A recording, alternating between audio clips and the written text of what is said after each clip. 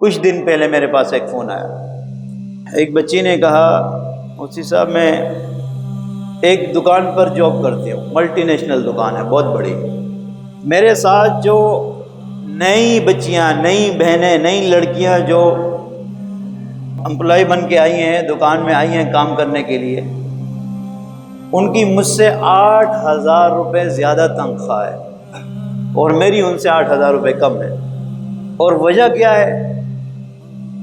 وجہ یہ ہے کہ کمپنی نے کہا ہے اگر آپ دوپٹہ اتار کر، ہمارا لباس پینٹ اور شرٹ پہن کر، اپنے جسم کے نقوش دکھا کر، بناؤ سگار کر کے اگر تم کاؤنٹر پہ کھڑی ہوگی تمہیں بننے کا، سجنے کا، سنورنے کا 8,000 اوپر دیا جائے گا۔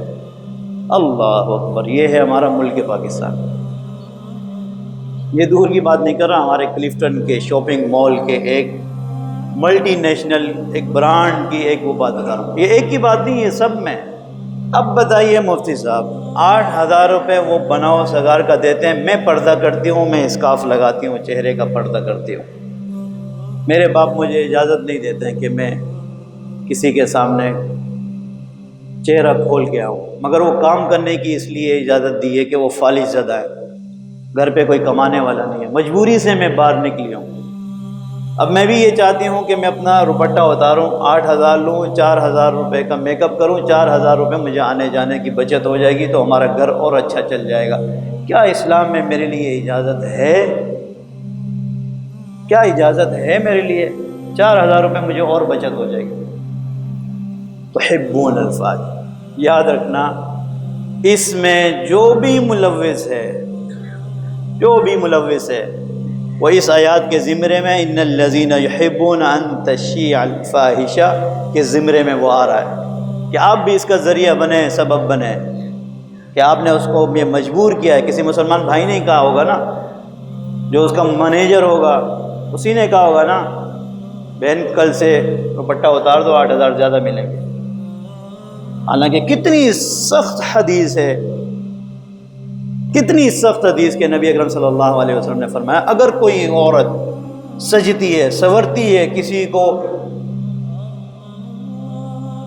اپنا حسن دکھاتی ہے، اس کے وجود کی خوشبو سے کوئی مرد اس کی طرف مائل ہوتا ہے، اللہ اکبر، اس کا ٹھکانہ جہنم ہے۔ کیا کر رہے ہو یار؟ کس طرف جا رہے ہو؟ کس طرف جا رہے ہیں ہم لوگ؟ اس کو عام بات سمجھتے ہیں ہم۔ توبہ استغفر اللہ۔ بعض اوقات کان میں یہ بات لگتی ہے، ایک دوست نے کہا، کیونکہ دوست تو پھر دوست ہوتا ہے نا، پھر تو ان کے لیے میں مفتی نہیں ہوں، ان کا بھائی ہوں، دوست ہوں، تو پھر ہم ہر طرح کی بات کرتے ہیں، میں بھی ہچکچاتا نہیں ہوں ہر طرح کی بات کرنے میں۔ صدر میں موبائل مارکیٹ میں خواتین کو رکھا گیا، میں نے ایک دوست سے کہا گاڑی میں یہ کیا وجہ ہے؟ اللہ، کہتے ہیں جس دکان میں خواتین کاؤنٹر پر آ کر کھڑی ہو جائے، مرد وہیں سے موبائل خریدتا ہے۔ یار یہ تمہارے اندر حیا ہے؟ یہ ہمارے اندر حیا رہے گی؟ یاد رکھیں دنیا میں بھی اس کا عذاب ملے گا اور آخرت میں بھی اللہ کی پکڑ ہوگی۔ خدا را اپنی ماؤں بہنوں کو سر کا تاج بنائے، خدا را ان کو عزت دے، کہ تشہیر بازی کے لیے انہیں استعمال نہ کریں، وقتی ضرورت کے لیے، چھوڑے سے پروفٹ کے لیے، کسی کی آپ انسان کی عزت اور آبرو سے کھیر رہے۔ ایک انسانیت کا اتنا احترام ہے کہ نبی اکرم صلی اللہ علیہ وسلم نے فرمایا اگر کعبۃ اللہ کو گرا دیا جائے یہ گناہ کم ہے مگر کسی انسان کو قتل کر دیا جائے۔ ایک انسان کا اتنا احترام ہے، تو آپ کیا کر رہے ہیں اپنی ماؤں بہنوں کے ساتھ؟ کون اس کا ذریعہ بن رہا ہے؟ بائیکاٹ کرتا ہوں میں اس سے آج سے۔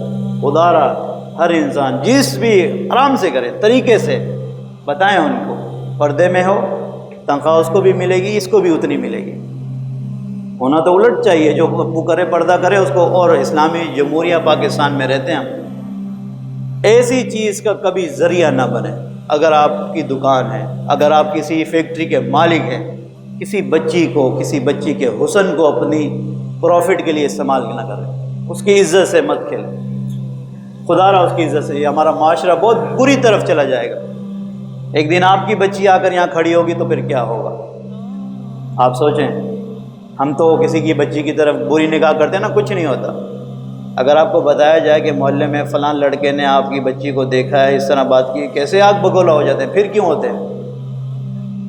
اور یہ یاد رکھنا، جو احباب دیکھتے ہیں اس تشہیر بازیوں کو، وہ بھی اس میں ملوث ہیں،